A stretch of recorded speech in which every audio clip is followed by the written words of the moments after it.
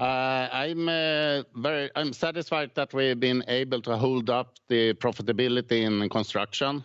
We just shy of our target of 3.5% in the construction stream, despite everything that's going on in the world right now. I'm also satisfied with the strong order intake we have had. We're above 102% or book to bill, if you will. So we have a strong order backlog, historically very, very strong. And then when it comes to project development, it's a sort of slow quarter when it comes to commercial development. But you should not look at that one single quarter. If you look at the first 9 months, we have divested commercial development offices and other facilities for 10 billion Swedish. So it's a strong interest from investors in that market, even though the leasing has been slow. And as I appreciate the caveat here where we've got a very difficult macroeconomic environment now. Interest rates have moved so rapidly. We've got war on our doorstep. But that said, can I just ask you about what happens next? Because central banks are not done yet. That seems to be the message.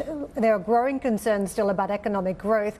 And if I look at your complete commentary today, one thing that jumps out to me is that profitability remains healthy. What point does profitability get undermined because of some of these mounting challenges? In the construction stream, we have been successful in mitigating the inflation and higher interest rate.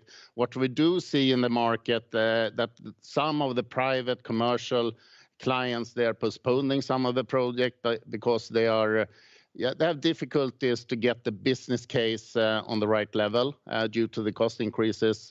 But we do see that still our order intake is strong, and that's very much thanks for the investments in infrastructure.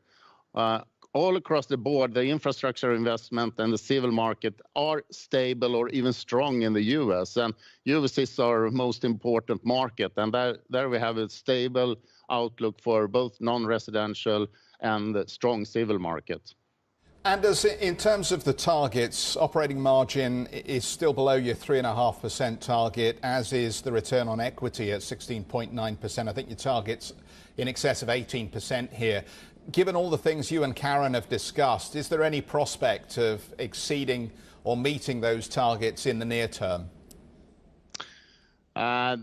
Our ambition is absolutely to hit our targets, and we're working very hard with that. And now we are, as you say, just shy of the target when it comes to the construction margin, which is very important.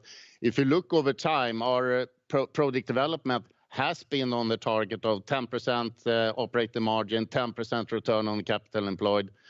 So we definitely ambition is to hit the targets going forward as well.